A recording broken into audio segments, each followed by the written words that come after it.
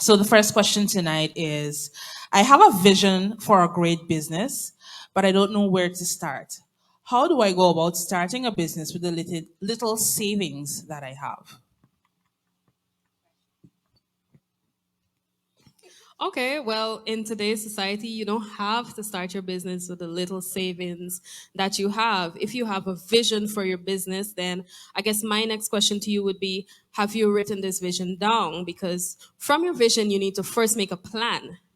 Else it's just a dream, it's just an idea that you have. So you need to write that down.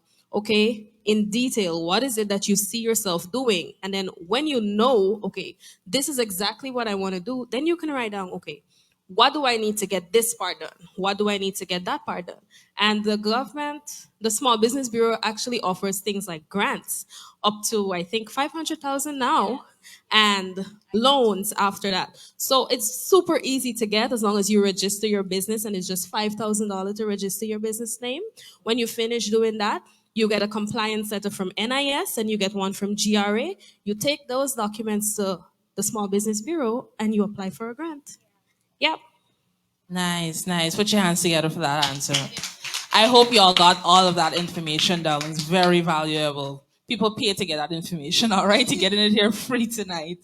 The next question is, anybody else want to take a go at that or no? All right. So the next One thing I question. would like to add to that is please know your reason why you're starting this business. Because if you don't have a legit why, when the slow days come, you will get frustrated with your business. And to make it simpler, I think we are overwhelmed a lot with the big picture. A lot of times when we receive a vision or we have a dream or we begin to come up, God plants this thing in our heart. He shows us the product. He shows us the end product. And when we take that vision into mind, we become overwhelmed because we want to get all of it done at once. One of the things that we see in scripture is even though the assignment is one assignment, the task at different stages are many. So understand the individual task and begin to complete the vision, begin to cause the vision to come into manifestation by checking off the task, by making sure that you check this one off. So you do the small tasks, the things within your reach that you can complete. And as you do that, you will be able to cause the entire vision, the business, to come into being. Else you'll become overwhelmed and you'll never get it off the ground. I want to add also that normally when God gives us a vision, it's an answer to a problem in the earth. And if we look at our business as solving something that the earth is challenged with, then we are motivated as to why our business will always be current all the time. And with your vision, you cannot play around with your vision. You got to keep going back to God because the first vision that you get of your business is not the whole picture.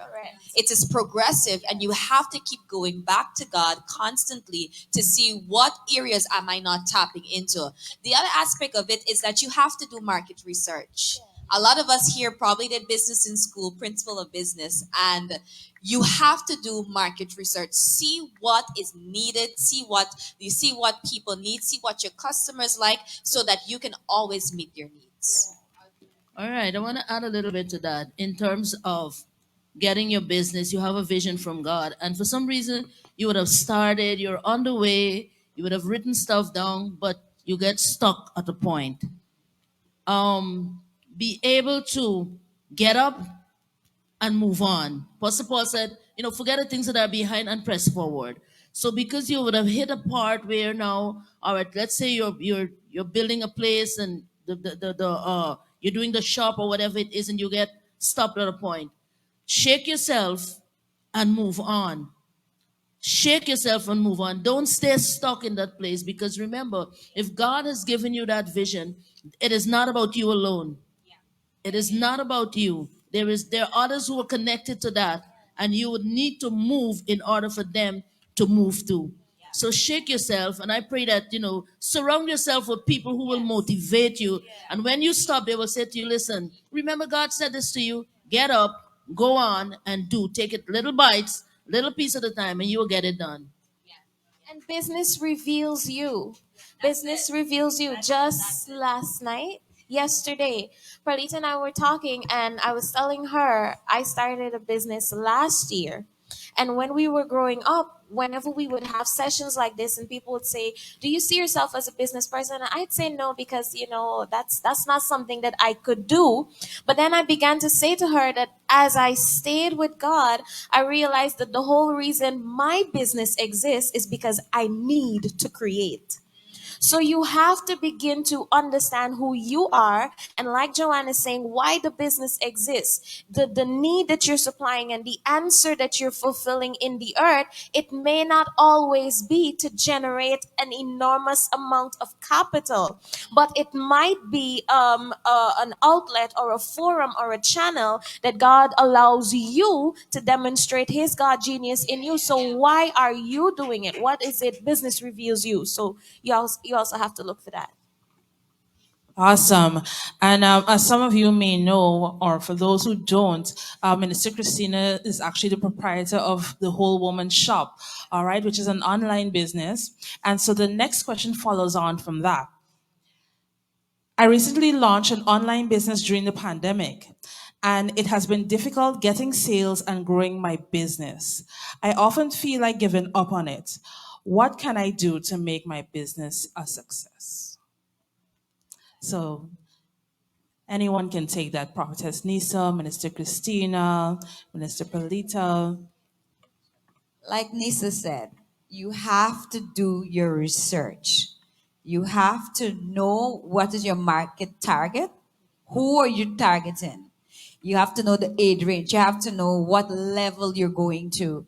Because if you want to reach entrepreneurs, you can't only share it to young people. You gotta get to that market. So you have to first know what market are you targeting. Then you have to create that thing that attracts that market. So you definitely have to do your research, know your products, know your services, know who your target market is, and then when you get that target market, you have to always keep improving. Don't settle. When you start getting income from this thing, you always gotta keep improving, revolutionizing the idea, keep growing, keep expanding. And don't one thing I've learned in business, nobody's your competition. You have to keep doing better for you. Because if you keep thinking outside of the box with your business, that's what draw people to you. Even though they may have a million businesses like yours, once you keep bettering your business for yourself in terms of what you offer, that's always going to draw people are drawn to excellence. Yeah, that's what I was going to say. Offer excellent service. Offer excellent service, because if you are mediocre, I ain't coming back. That's the truth. Offer excellent service. Like we have a culture developing in Guyana where when you go into the stores now, people walk behind you. I hate that with a passion. I just walk out. Give us the space to do what you're doing. So offer excellent service. I want to add also, nothing is wrong with doing an overhaul sometimes. Sometimes you need to pull back and reassess your vision, reassess, like Joanne said, not just your target population, but are you actually giving the quality and are you actually bringing the standard that God has shown you that you need to bring? One of the things that I love about my business partner, Tihila, is that she does not do anything less than excellence.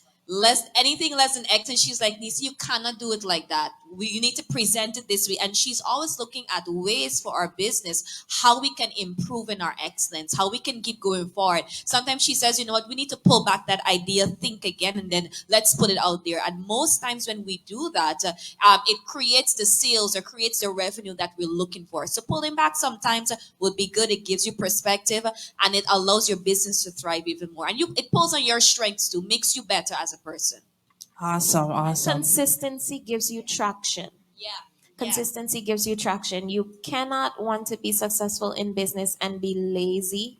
And that's coming from a personal place. When you launch into business, it cannot be based on how you feel that morning or that midday or that evening. If you've decided that this is something you are going to do, you have to begin to discipline yourself. And we fail when it comes to discipline in so many areas because it is easy to be lazy. It is easy to come up with a million excuses of why this won't work and why I'm not able to do this and why I cannot. But I promise you, if you are consistent and deliberate in certain environments, you are going to see return. You are going to see result, and consistently producing what you have to produce will create the traction that you need in the area you are meant to service. Yes, yes. Yeah, I just want to add a couple of points. First, people will support who they know. So if you have a business and it's online, then you have to use your social media platform to your advantage. The people must know who you are. You can't be afraid to show your face. And I think that's something a lot of new business owners struggle with. You don't want people to see who's behind the business. You don't want them to see your face. Don't do that to yourself. Go live. Put up a picture and say what your plans are for today. Wear your product and tell them about it. Do a video displaying it because people will support who they know. That's the truth of the matter. And you are your branding. You are the brand. So what are you showing them? What is it that you're sharing? Second, the pastor that spoke this morning, she spoke about dominating. And I love that because for social media, you have to pick a platform and dominate it with your business. So if you're Instagram savvy, develop your Instagram savvy and push your business on that platform. Because when you master, let's say you master Instagram, then you have space to move on to something else. But if you're now starting out and you're not so good with social media, I'm being honest with you, you cannot manage Instagram, Facebook, TikTok, and all of that. You just can't do it. If you're TikTok savvy, work that TikTok because it will work. If you're Facebook savvy, work it. So pick a platform and dominate in that area so people will know, okay, I can find this business on Facebook or I can find this business on Instagram. And Facebook and Instagram do a great thing. They let you cross share. So if you're not good at Instagram, post it from Facebook, just share it straight to Instagram. So that's just my Awesome, awesome. Does anyone in the audience have anything to add? Any comments or any more questions along this line? No? Yes? Tiffany?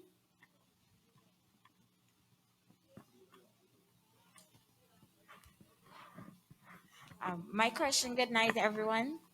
My question is pertaining to you're working, you're selling your products. Yes, you're making that money, but then sometimes you have something to do within, like Miss Passad said this morning. You use the money instead of investing back into the business. You use it into the home or for the children.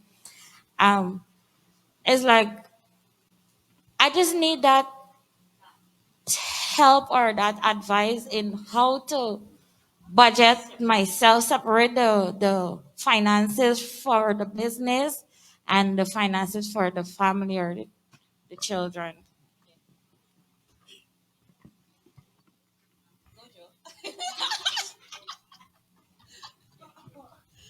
Oh my gosh. That is something I struggled with for the first year of my business. Everything was just going, going, going. I'm like, God, I'm working, but I'm not seeing anything. And so I had to get myself an accountant. To be honest, I had to ask an accountant their advice of what to do. So what they said is like, you have to, comes back to discipline. It comes back to discipline. You have to know what it is that your business budget is, and you have to know your personal budget. And then it comes back to discipline now, where you stick to that budget no matter what amount you make. You stick to that budget. If you make more, you still stick to that budget. You don't go raising the budget, raising for this. You have to be disciplined where monies are concerned. Very, very disciplined. And when you become disciplined, then you see your profit. Yeah. Yeah, Minister Joanne is absolutely right because one of the things you can do to practice that discipline is pay yourself a salary from your business profit. So why you spend the question, okay, why do you spend all your money because you're not paying yourself? Pay yourself when you look at your business revenue. First, you must take out the business revenue. What does my business need to function?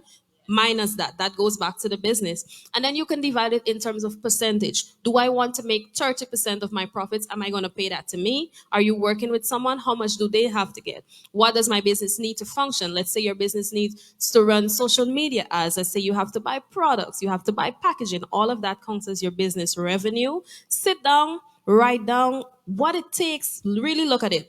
Okay, at the end of the month, what does it really take for my business to function? Am I making this kind of money? Okay, yes, put it back and pay yourself a percentage, because when you know this is the amount of money that I'm having, and then you work that discipline, that is what you spend.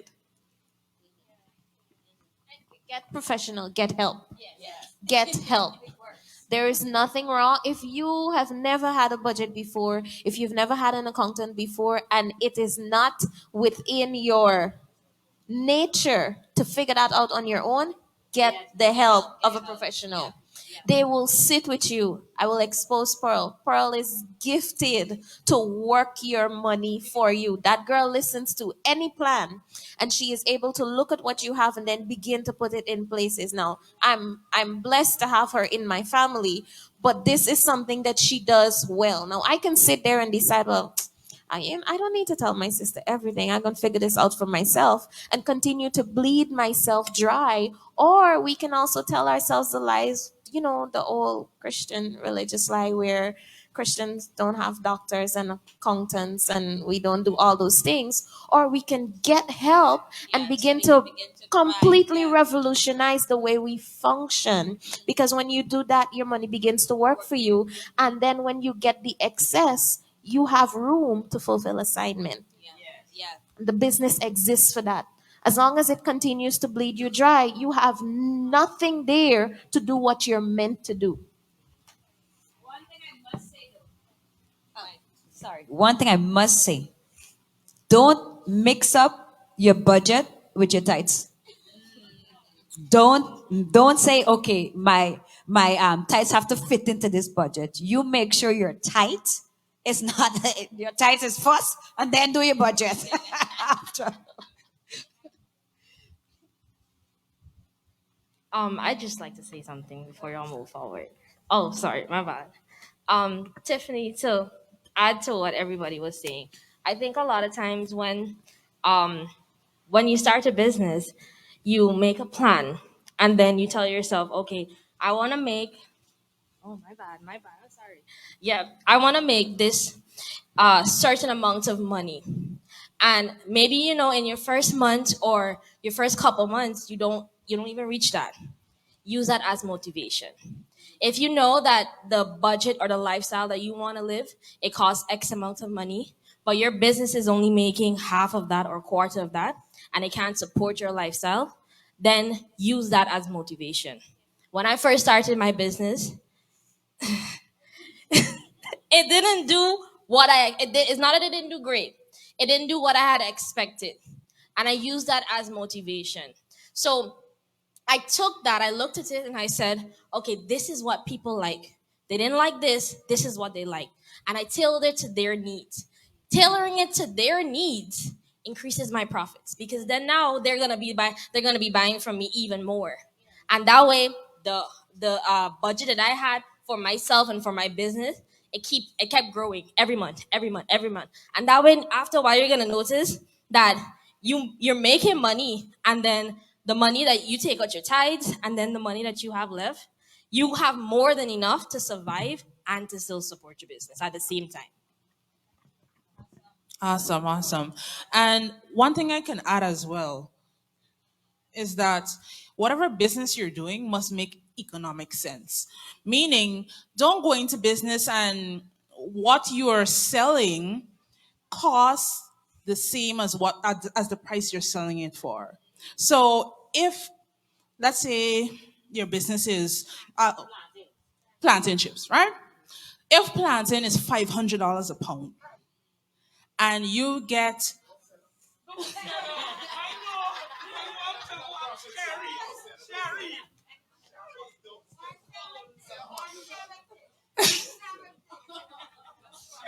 if plantain is $200 a pound,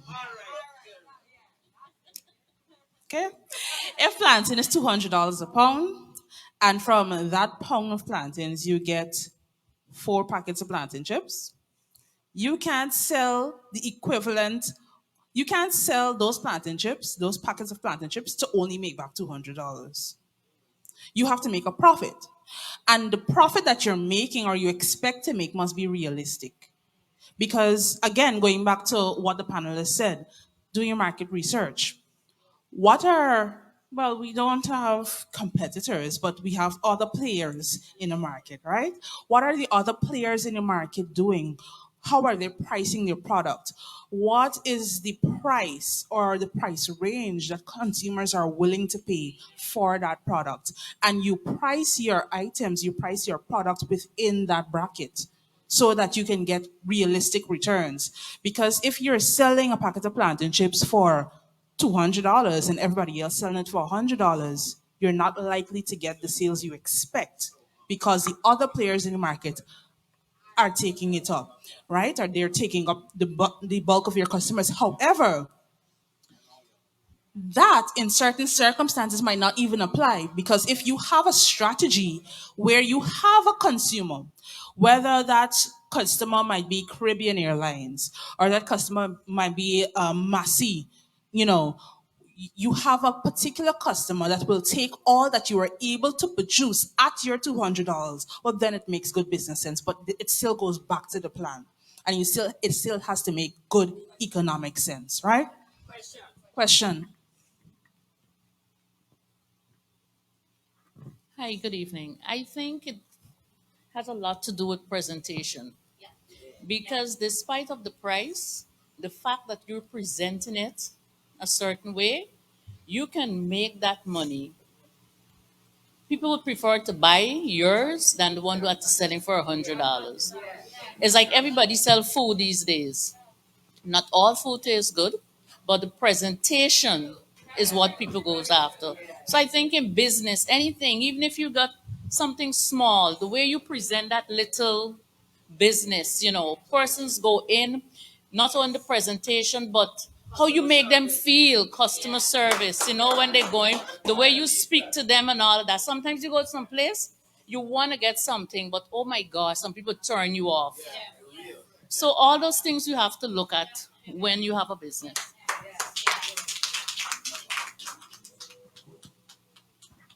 I'm just adding to what they said already.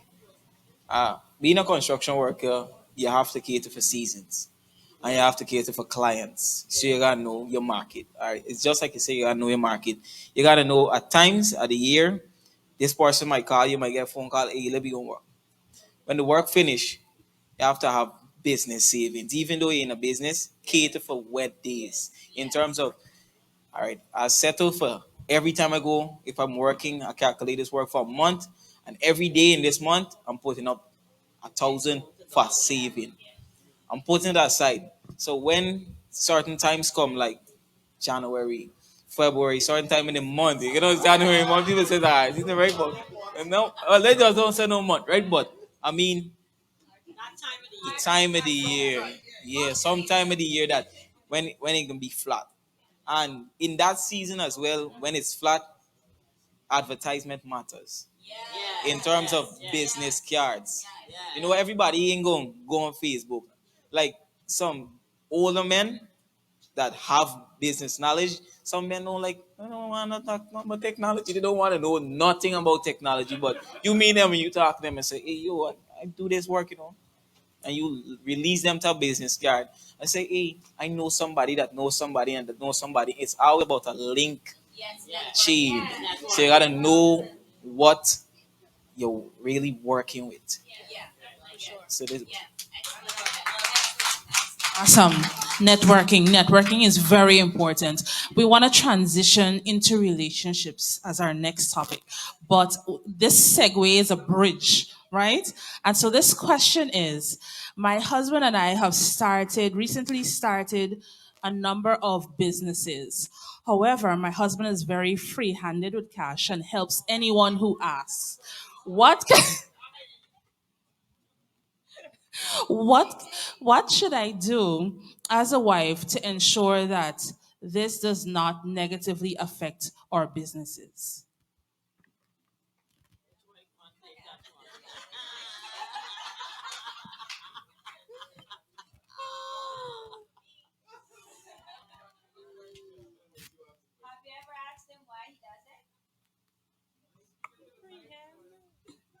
Have you ever had a conversation with him about why he does it? That's just the way he is. No, have you ever had a conversation with him about why he does it? Did you ever sit and ask him why he does it? Where did the culture come from or so? Did you ever get that? She has a point. She has a point. No, never asked that. Well, you need to start there. Audience, Yes. just hand over the mic, thanks. I might have something that might help. I have a concept. I usually say, and this helps with separating your personal needs with your business and also to understand that your business is separate from you. I usually say the only friend and family money has is money like itself. So when Say it it louder. the only friend and family money has is money like itself. Money, 1,000 is related to 5,000 and a 500. So when it comes to your business, it's okay to give discounts. That's a business strategy, but it must be business related. You must understand that a business exists to function and to make a profit, regardless of how you feel, even if it's towards your relative and friends. I would like to add to that. I think one of the things, because this is a question that comes from the place of relationship of you and your husband, a lot of times when we get into covenant and we get into marriage and we begin to do things together, we think that we share the same principles when we have not actually had conversations about it.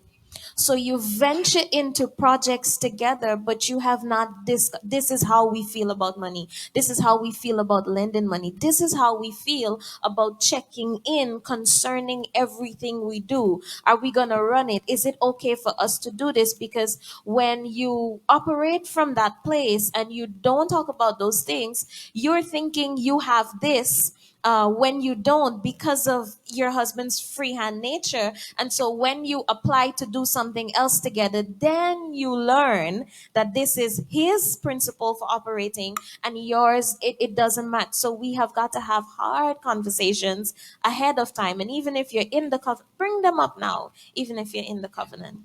That's why the purpose of courtship is to have those discussions because many people find themselves where in the covenant they are joined together by a joint account, and when they apply to the joint account there is nothing there that is supposed to be there. So you need to trash these things out early. These are the discussions that we want to have during the time of courtship or the time when you're dating. That's a more modern term. The time that you're dating, we want to know how many debts you have. We're observing you, but we want to have these discussions. So in the future, there will not be these kinds of challenges because this can cause turmoil in a covenant situation. And when you go to deal, because it's already taken place. So when you go to deal with it now, you have to allow yourself not to deal with it from the frustration of it having gone on for so long, because you will not come out with a positive result. Attacking and pulling down and those kinds of things, when we apply to deal with a problem like that, especially in our in covenant, what it does is it gives us the opposite of what we want to achieve, even though you have to assert what you stand by. So you really have to maneuver with wisdom so that you can change the course of action.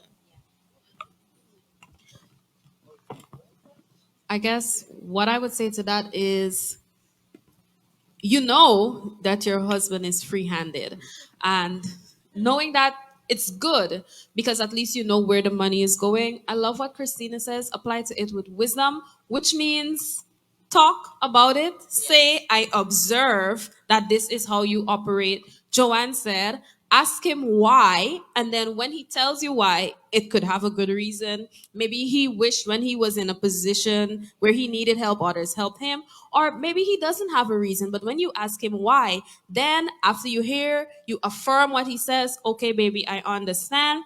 Then you can say, But this is the plan. this is maybe how we should approach it to cause our business to work and to function and make a profit. Probably. What about if he has a gambling habit also? Because he can be free-handed with the slot machine, or free-handed with the weed. No, I'm serious. Free-handed with the weed. At least you know where it's going. Your partner in life. Okay.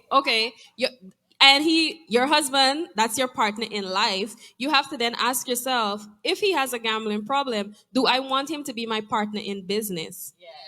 At the end of the day, if you're doing your business to one, fulfill purpose, fulfill assignment, and two, provide for your family, then you have to be wise. And wisdom would suggest that if he has that problem and you know that you can't act out of wisdom, you must act in wisdom. So ask yourself, this is my partner in life. Can I trust you to be my partner in business?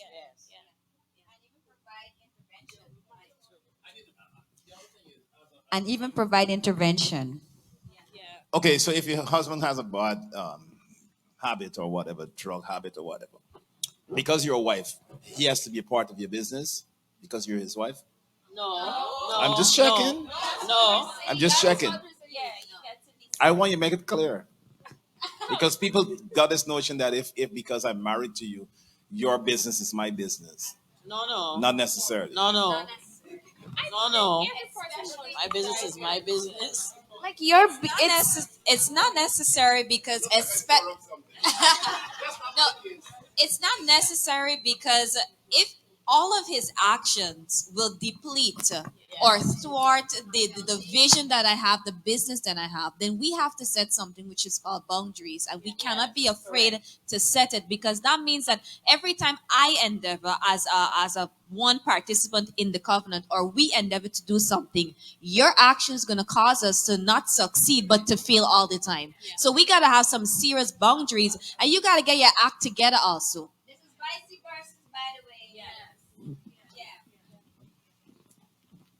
Awesome. So the next question is squarely in the vein of relationships. The question is, my husband and I have recently separated, but I do not want to get a divorce. What can I do to pursue reconciliation? Counseling. Go to counseling. Let me just touch on that.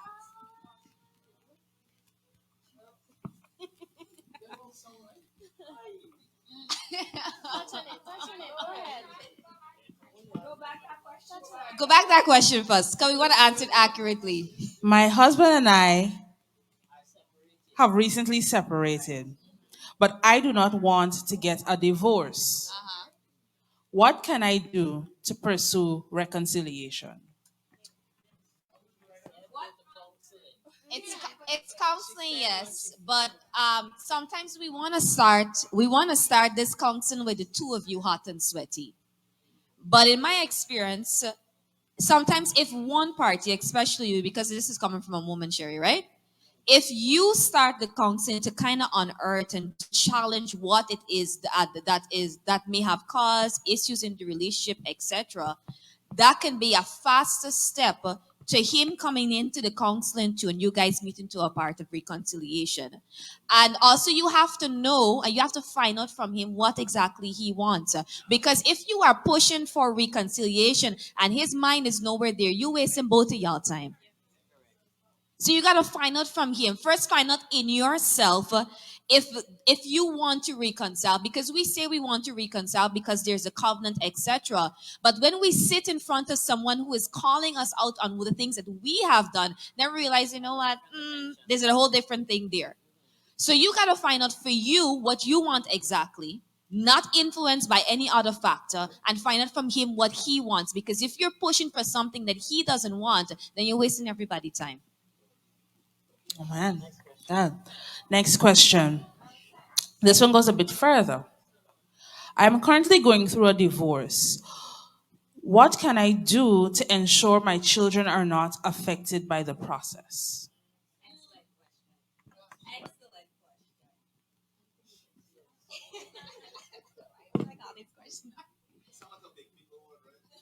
It is. Um, one of the things that we do unconsciously as partners, especially when we have there is some form of dysfunction or brokenness, whatnot. Because we are hurting, we don't realize that we transfer that hurt to the children. And we create an image of the partner that these children carry on constantly, and it affects the relationships that they will develop further on. And one of the things that is important during that divorce time, during that separation time, is that you do not dilute the image of that other partner. You let the children realize and still keep the respect that this is their father. The situation that is going on has nothing to do with you, children, but it has to do with what's happening in the covenant. And we allow things to seep out of that part there, and we sometimes even tell the children things that they don't need to know or they don't need to hear. And that messes them up because they start to see that parent in a negative view. We start to bad talk. We start to confide in them things that should not even be confided in them. And I believe that one of the most important things is that we have to let the children know that they are still loved.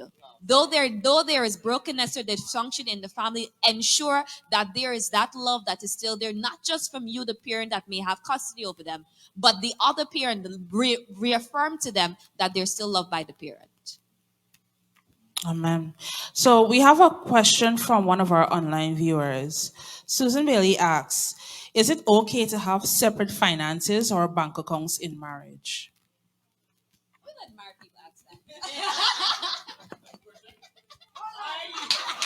Is it okay to have separate finances or bank accounts in marriage?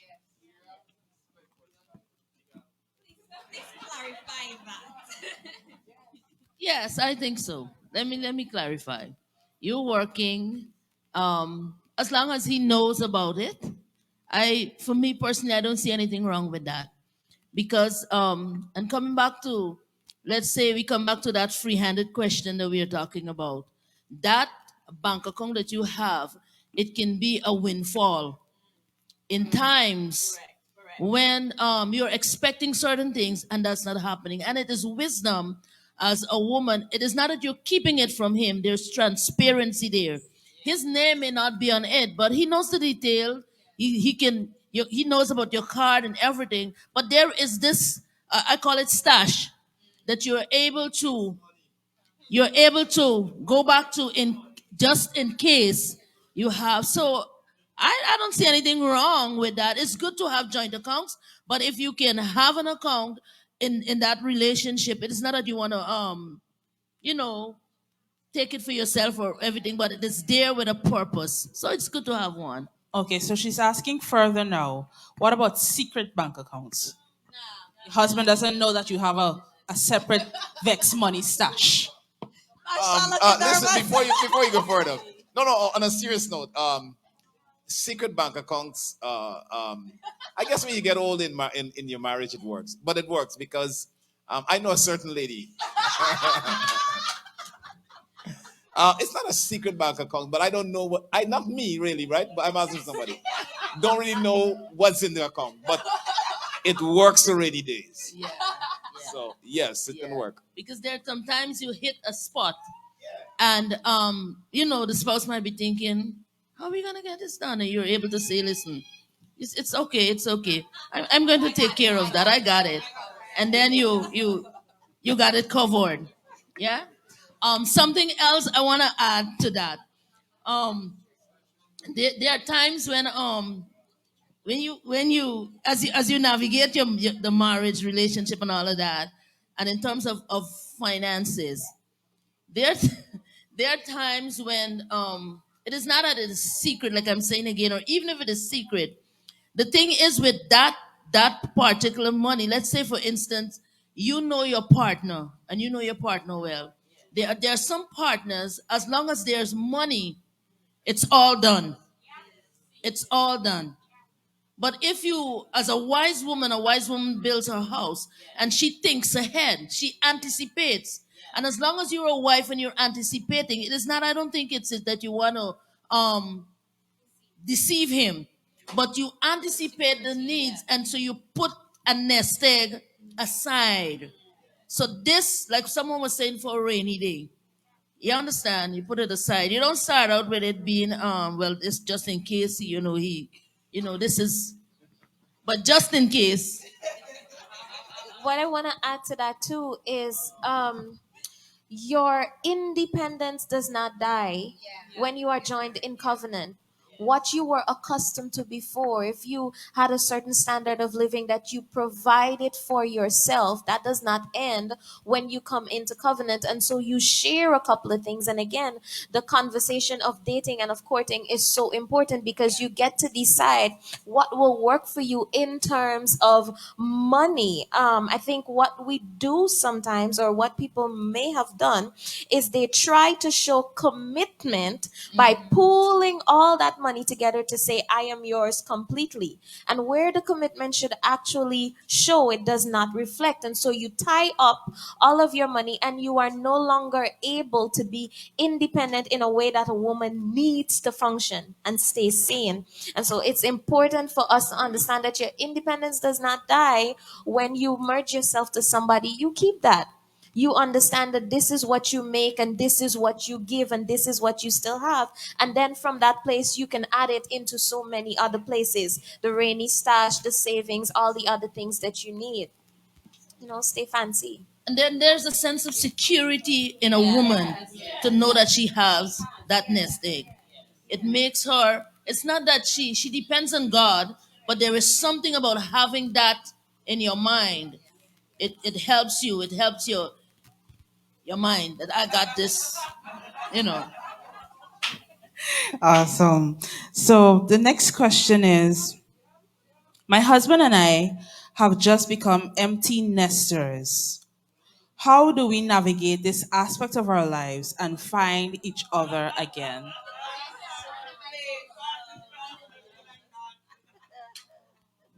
So the question is indicating that you've lost each other during the process of the relationship.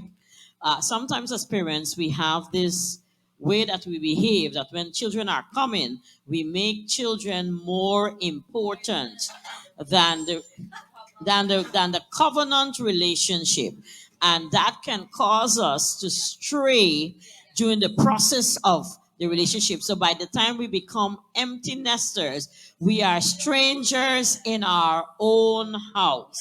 So we have to be careful to guard ourselves concerning that. So what you need to do now is to rebuild what you have seemingly destroyed during the process. Have breakfast, go out for a walk, do things that you are commonly happy about doing, and don't try to drive each other crazy during the process. Right. Something else too that can work is that, let me just give you a little scenario. God reminded me about something a month ago, and He said to me, He said, "Go back to the reason why you got together." He said, "Go back to the reason why you got together."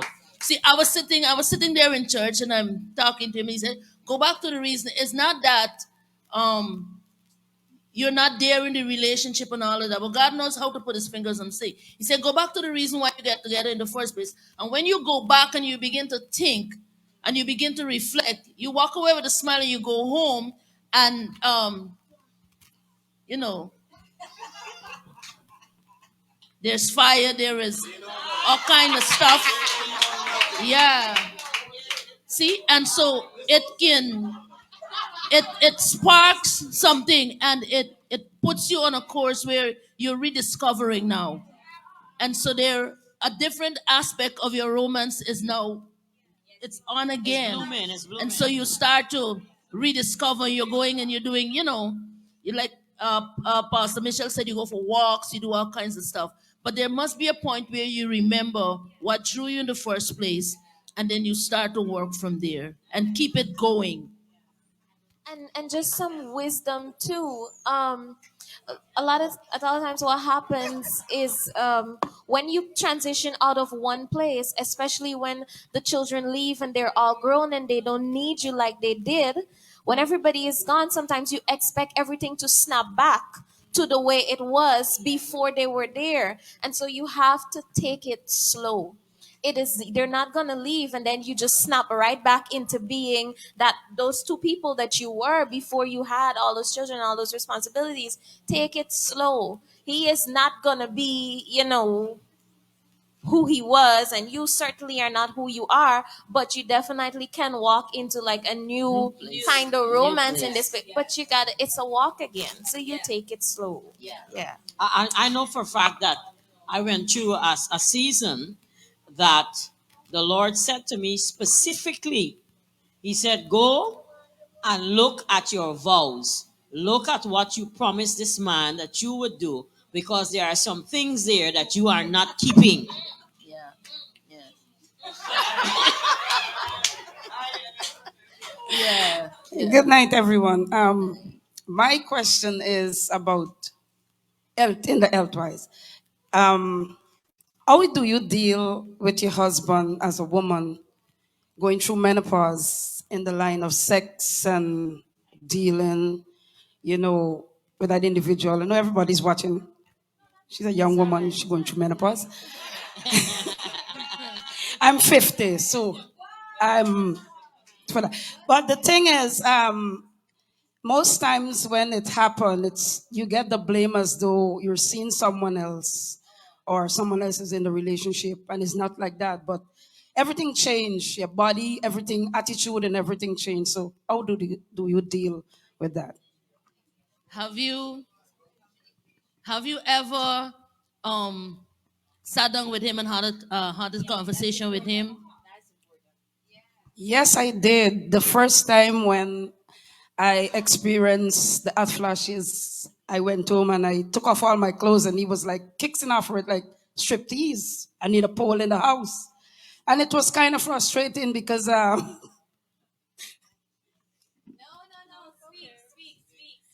it was kind of frustrated because when that happened and he came home and he saw me, I was on the bed all nude. And he had wanted that, and it kind of like upset me because I'm saying that he don't understand what I'm going through.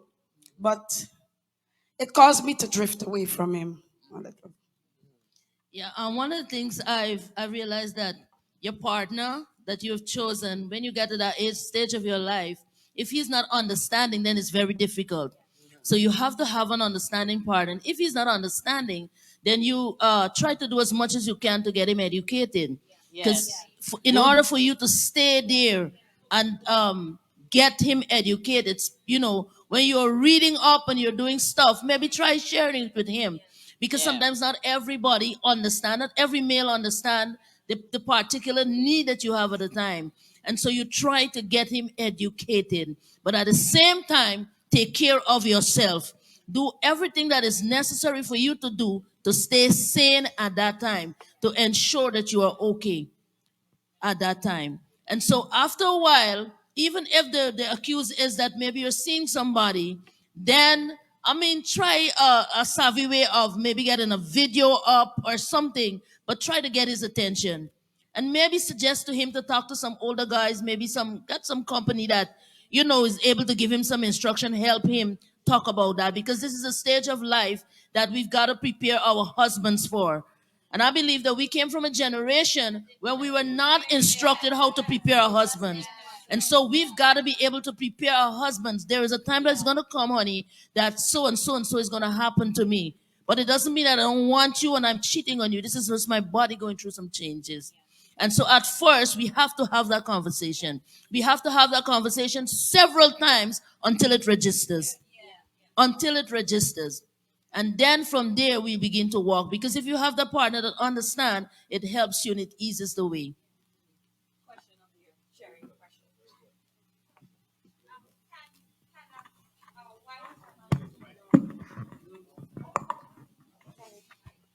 Good evening again. My question is, in marriage, If your husband takes sex from you without your consent, is that considered rape?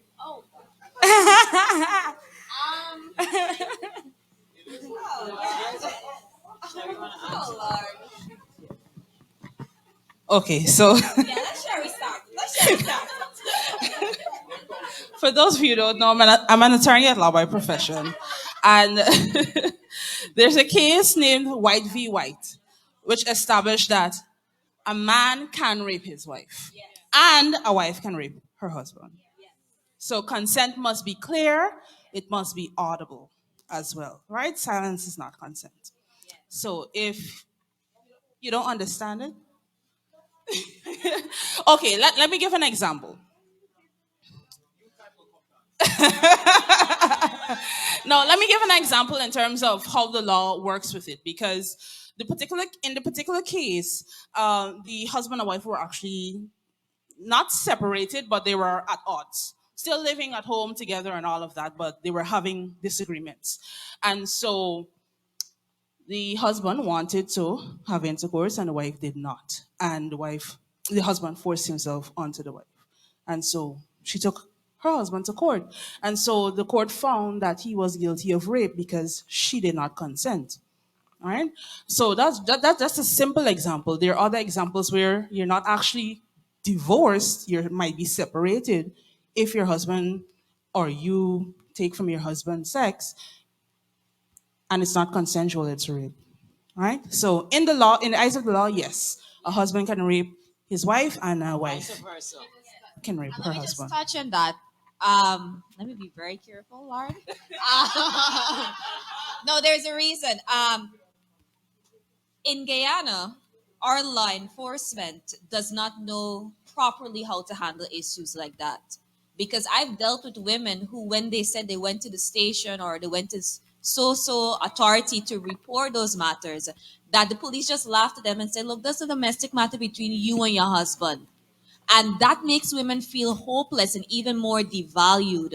So it's important that you know, remember, you're still a human in your own right. Civil rights, human rights protect you with that. So if you come to make a certain kind of complaint, the right thing for law enforcement to do is to see what they are enforced and capable of doing, competent of doing, to address the issue that is brought before you. So with that information, if you have to go to a law enforcement officer to make that kind of complaint, you stand on the ground that this is my right. This is what I understand about the law concerning me. Right? Excellent. Next question. Next question. Sorry, somebody else has another. I was going to say that we have a culture in our nation, and especially among people groups, that where a situation like that is not viewed as rape, because they're thinking that you're my wife, and I get to do what I want with you. But I believe that people need to be educated in that area. And so when those things happen all the time, but because of how it is viewed, lack of education and all of that, that's why I believe sometimes when the women go to the station, depends on who they're talking to, they're demeaned or laughed at. That's your husband, so what if he takes it from you? That's part of the culture that we have in this And nation. another thing is that a lot of women are in marriages where they're sexually violated, where they do not agree to certain forms of sex, but because there is this autocratic, patriarchal structure that we have been learned to abide by. If my man say that this is what I want, I gotta give it to him. But you have to be, and we have to empower our women that you have a say in even in the sexual act that you want to perform, what you're comfortable with. And those are things that you have to continually discuss with your partner all of the time. I feel like that is so important, especially if you're in that before marriage stage, like Pastor Michelle said, like Prophet Michelle said. You have to have these conversations in court. And first, you should understand what consent is. Because, and if in your mind you're still thinking, okay, but we're married, I feel like I should have the holistic right to my husband's body, and I feel like my husband should have holistic right. What happens when you violate somebody sexually is you close that person off to you, and that person will close themselves off to you. That is what will happen. So when he takes from you what you do not want to give to him, that is why you do not want to be intimate with him anymore. You don't want to have sex because you feel violated. And that violation is sexually and it goes to your spirit. So have the conversations before. And if you're already married and you know it now, have the conversations now. You can read up on what consent is. Women, you know when you don't consent. You will play it off in all kinds of ways. You know when you don't consent. But if you have that back and forth, that conversation to say, okay, I know you don't know what consent is, but this is what consent means. And the truth is, men were not raised to understand consent. Nobody taught them consent, and nobody taught women consent either. That is why we feel guilty when we deny.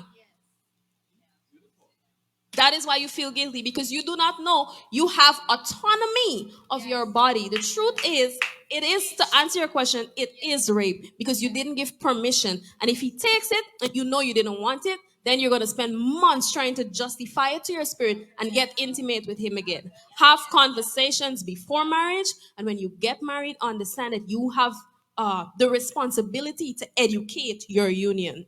Else you're in trouble. And before we move on, I just want to touch quickly. Because a lot of times what that does is it brings up, and so you don't deny your husband, and wives, you are your husbands, and husbands, you are your wives. But I want to bring us back to Genesis, where God gives the man the blueprint and he told them all of the things, but it was never over one another. And so when you can't bring up the scripture that says, I belong to you and you belong to me, and submission and stuff, but we're messing up with the protocol that is established in Genesis. I dominate and I subdue, but I do not lord that over you. Neither do you do it over me. So you understand that this body is yours to enjoy in the covenant, but not at the detriment of what God has created and set me up to do. Rape and assault disintegrates what God has put in us at the nuclear stage, because it breaks down what he has given to the only species, and that is what we are: choice. It takes your yes, and when that yes is pulled from your mouth, you are no longer able to function entirely. And God does not want that. So we do not allow it, we don't permit it. And to change the culture, we need education. I think sometimes men get carried away with wives submit to your husband. Yeah, I think this whole submissive thing can be used loosely. So we probably need to talk about that. I like what you said, Sister Fion, because we have situations right in Christendom where men actually use this scripture. Was it wives submit to your husbands? Is it that? Yes. Your body is not your own and all that. But I want to flip a little bit from the sexual content, and bring it to the fact that many of us are actually going through emotional, physical, verbal abuse by our husbands. And because of how this scripture is quote unquote interpreted, we believe that we must actually subdue ourselves to that kind of thing. But how do you want me to submit to something that is not even the standard of God? How do you want me to submit to something that is not even the standard of God? And this is why we as women, we need to continually seek God. So if there is any error in the union or the covenant, we can work together through education to bring both parties now back to the standard of God, so that we can be submitting to something that is actually priesthood wise. Yep. The other aspect of that is you're dealing with a man every single day. Like Prophetess Nisa was saying, there is verbal abuse, physical abuse, you're torn down, belittled, and all of that. After a while, your body shuts down. Yeah. As women, we know how our bodies stay. Yeah. Our body shuts down. Yeah. And then I just want to just open this up a little bit. When your body shuts down and a man, he wants to make love to you and he's trying to penetrate, your body literally closes. those muscles closes. And so he can't understand in his mind why this is happening.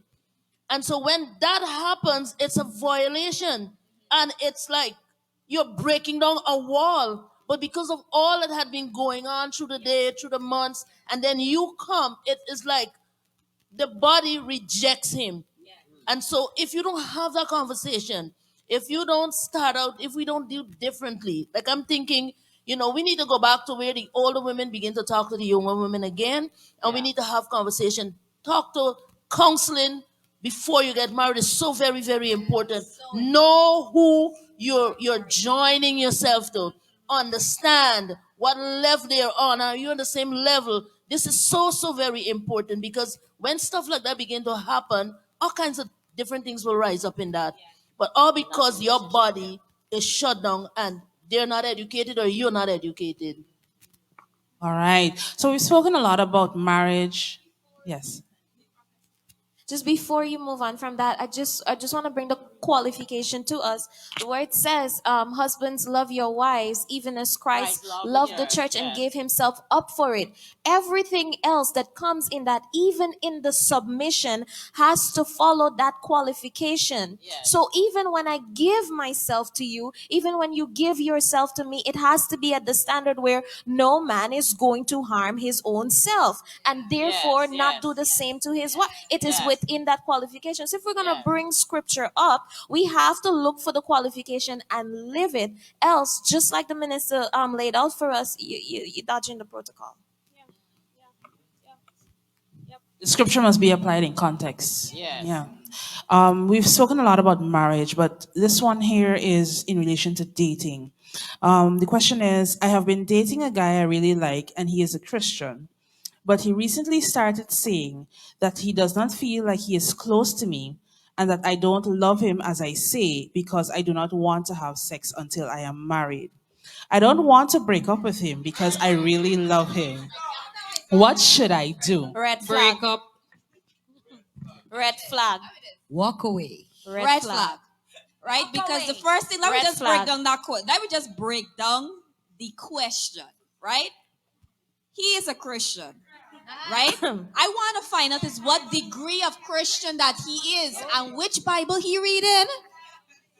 Which Bible is he reading?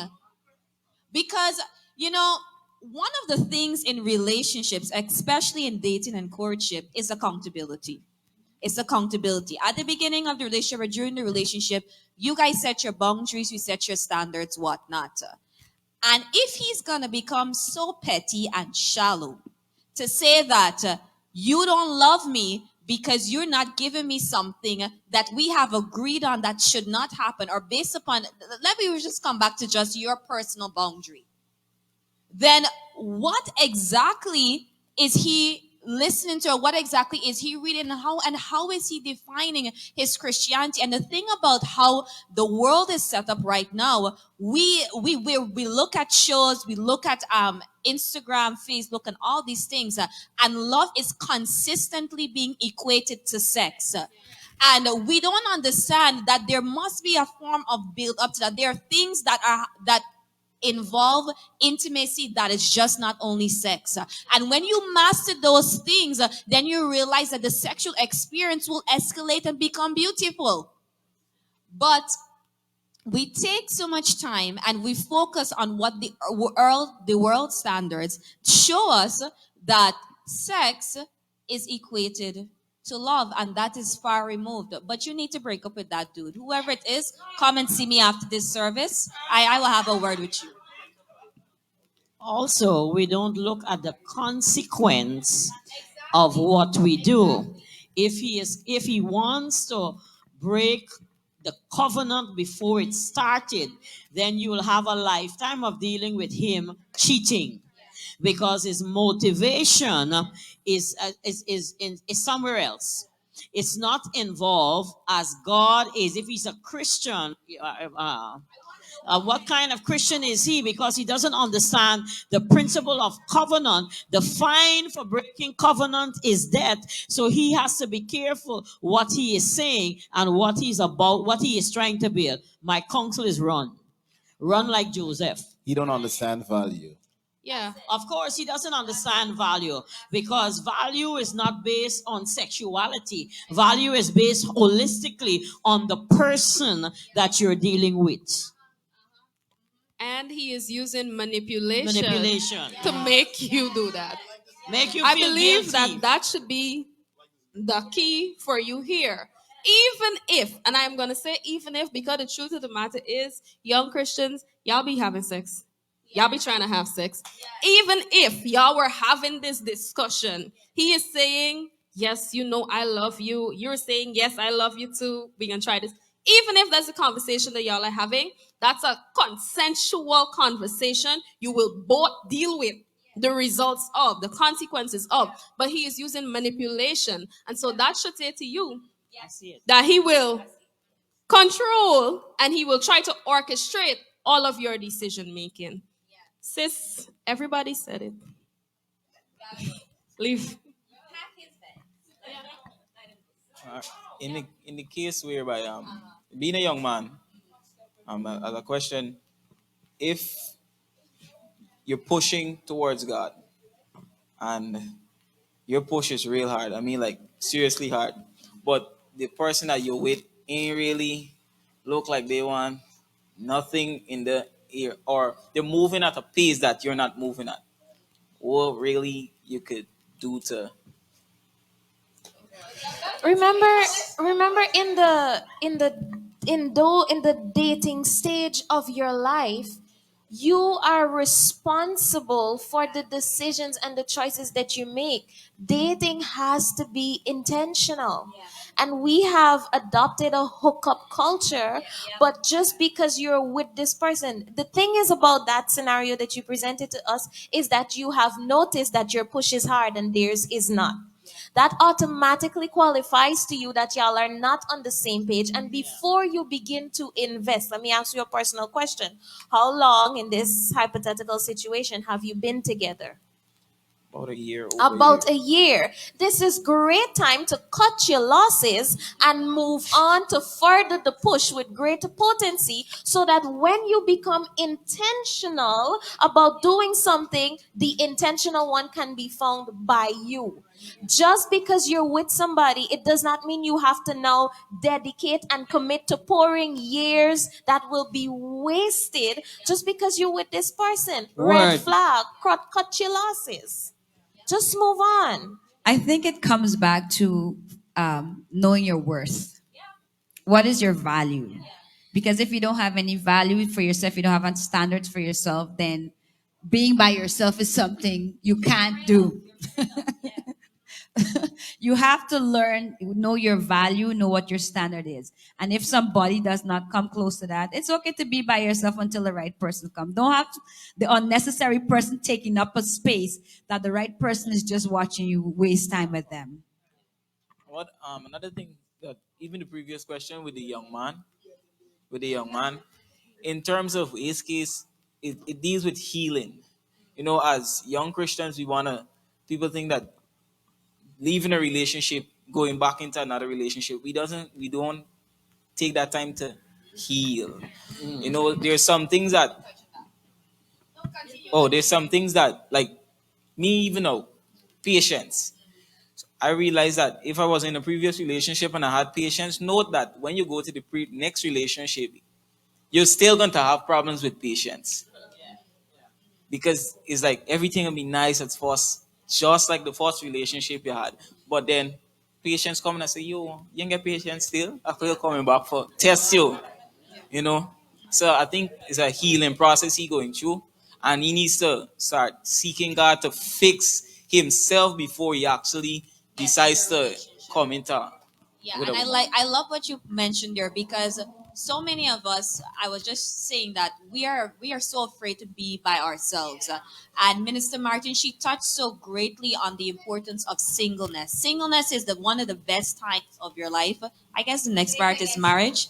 Singleness is one of the best times of your life. You discover who you are, and what is more important is you discover what you want and what you don't want. And I believe that we don't spend enough time focusing on who we are as a person, what we want, get into that place of healing, knowing our habits, our attitudes, our behaviors, all these kind of things. So what happens is that we end up entering into a relationship, and because we don't have a clear understanding of who we are, we can't even see that the person that we're joining ourselves to is actually damaging and affecting our destiny or our purpose negatively.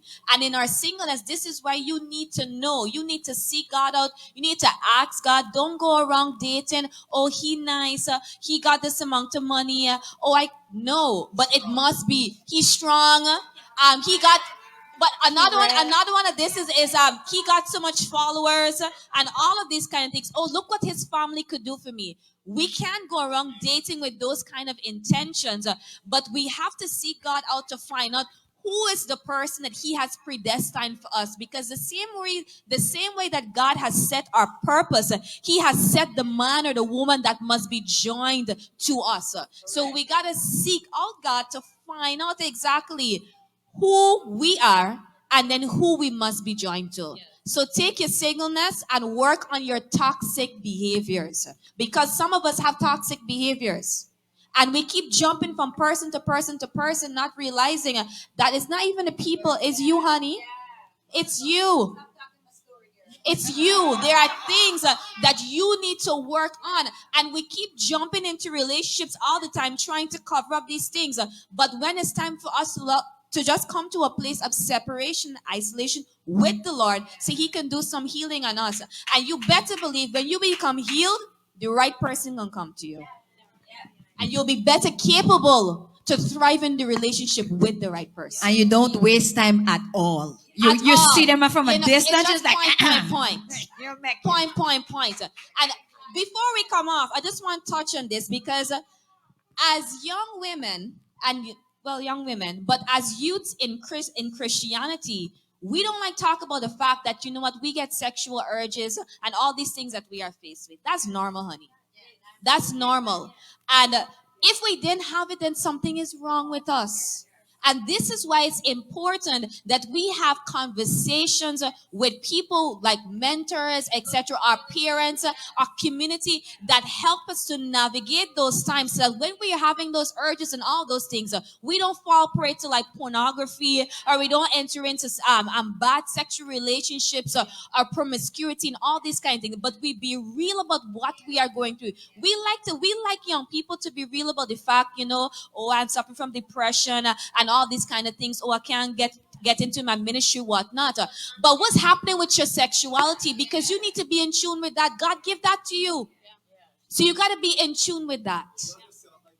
And then what we do because of that, what we did, and we're moving, prophetess. But you know, it's important. What we did with that, we taught women, especially church women, to downplay sexuality so much that they can no longer be sexual beings. But you are. Exactly. Back to the scripture again. Nothing wrong feeling sexy. When God made, after he created Eve and he presented the woman to Adam, the word of the Lord says that he looked at her, he took her in, and then the man started to prophesy. The man said, bone of my bone, flesh of my and so you are sexual beings. And so we have to have community where we can talk about the fact that, look, God has built me with I have the technology to want, to desire, to be desired. But if we're in those relationships pre-marriage where people are manipulating us, or where we just have conversation all of the time that is racy, and we're always sexting, then when the urges surface, we are going to use that, or allow the enemy to use it as a channel to have us live out some desires that we ain't even know how to fully fulfill yet. So you're still thirsty afterwards. And I believe that there are so many young women out there that they're struggling in their sexuality. They're really, really struggling in their sexuality. And the thing about it is that because Christendom is not making it an active conversation or a comfortable environment to discuss it, we're allowing the world to set the standard of what our sexuality should be. Because I gotta touch on this. I have a young friend, whatnot, and we were discussing something the other day, and she mentioned this show to me, Euphoria. And honestly, No young woman should be watching that show. No young man should be. If you don't have control over your sexuality and your sensuality, there are certain shows that you should just not be watching. Because it's like pornography right out there. And I'm not getting super spiritual, y'all. Please, I'm not getting super spiritual. But I'm just saying that the world already has it out there. And they're setting this standard for our young women. This is how we should present ourselves. These are the kind of acts that we should get involved with.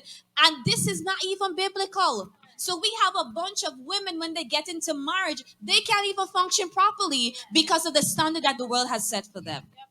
So we got to create an environment for these women to feel comfortable to discuss these things. Nothing wrong. And I'm telling you, don't try. I'm speaking to my people tonight. Do not try to throw a set of olive oil when you know you get this kind of conversation. Don't do that. But have honest and real conversations with these women because they are going through stuff, they are seeing stuff, and many of our young women today, they are struggling with these things. That's why we start to get so many complaints. That's why we wonder why young women start to dress a certain way in all of these things, because the world is setting the standard. And what is the church doing? Nothing. And the result in older women is that they have begun to hate a thing that God Himself created. So now, there was a time when we couldn't say sex, and then when you talk to people, they don't want to tell you about. They don't want to tell you. They don't want to tell. They can't reason with you about what making love is and all of these things. They can't talk about it, and so women have begun to. They hear sex, they think chore. They hear sex, they think labor. And they can't begin to enjoy it the way they're meant to experience it in covenant because of the way we've mishandled all of the information and the teaching. So like the bringing back and the restoration. We got to bridge the gap. And I feel this is why we find so many young people just hiding and covering and doing this kind of stuff, because they're saying, okay, I don't know if I could talk to so and so about this because they look so spiritual. They probably don't even know about sex, whatnot, but they're doing more things than us sometimes, and they're hiding the fact that these are the things that they're getting involved with. So we got to open up the conversation. Can I say one thing before we go? As parents, we need to talk to our children about that. And let's talk to them about the godly part of it. Stay in abstinence. Abstinence is not old school.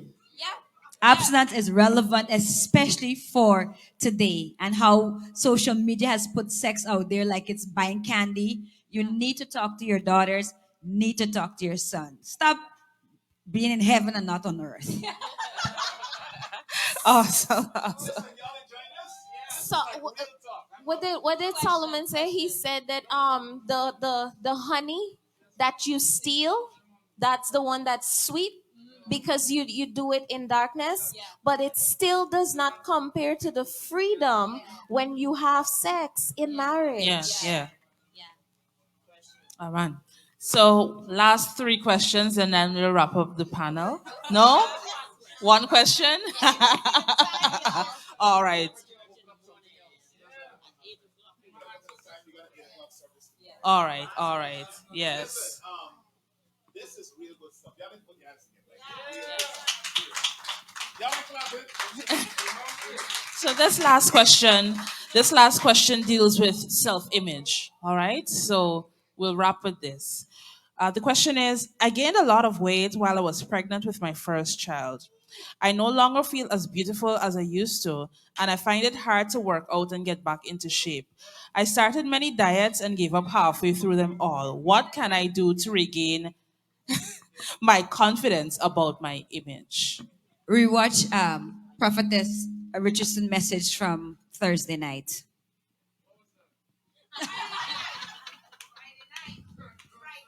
Friday night. Thursday night. Don't distract me. Thursday night was. Listen to me. Let me say it this way. That is not a wow.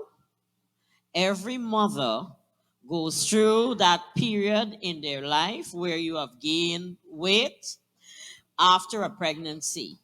These dudes need to get accustomed to it and help to motivate their partners to work on getting it down. Once you have carried seed in your womb, you will put on weight. You're eating twice as much. You're eating late in the night. You're having cravings and all of that. It just doesn't snap back like that. It will take work and it will take effort. Therefore, you need to put some time. It took 9 months for you to gain that weight. It will take time to come back to your original, your perfect size, if you ever get there. But the point is, once it is done, people don't need to be hating on your side, and you don't have to have a low self-image as a result of that. You have done something incredible in carrying seed in your womb and birthing forth a child. You just need to work on the other aspects that you need to snap back at this point. And weight is not always bad. Like serious. Weight is a little chubby is nice sometimes. A little fluffy is nice. A little fluffy is alright, right? And when you're doing what Prophetess Misha said, you have to set realistic goals. Stop looking at the magazines. Stop looking at the celebrities.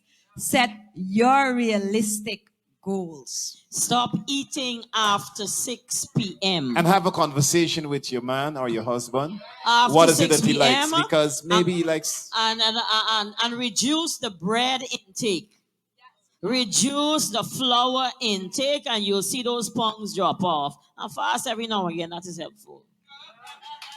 And just enjoy who God made you to be. But also for you personally, you want to give yourself grace. Yes. You want to allow yourself to exist in this grace that God gives you, because if you put that on your mind, you are going to make it very difficult, even if you have that motivation from your partner, even if you have a community of people around you encouraging you. If you don't let yourself live in that grace, give yourself that grace, you're going to stay in that place because you've already filled you up with this negative view of yourself. You're never going to snap back. You hate how it looks. But I mean, maybe Apostle Sean is right, and a little weight in some of the places, you know, you've been trying to put on for a long time, and it has finally come, but you can't see it because your lens is all colored with, you know, what you're filling yourself with. So give yourself grace. Awesome. Put your hands together for our wonderful, wonderful panel.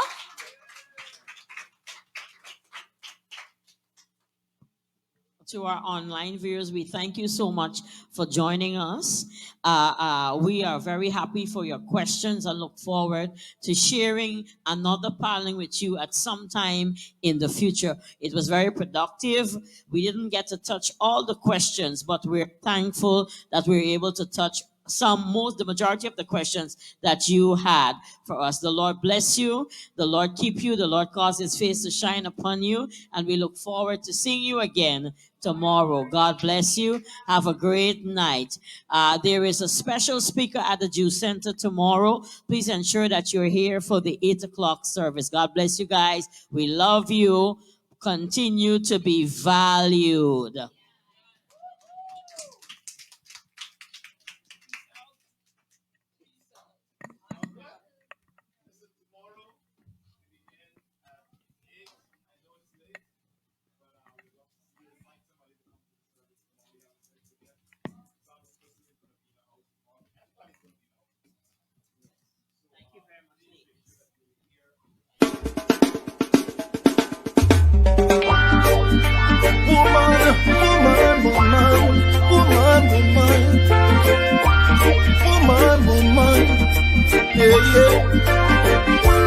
Woman, I see great value in you.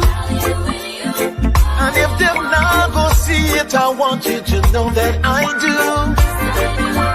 Woman, I see great value in you.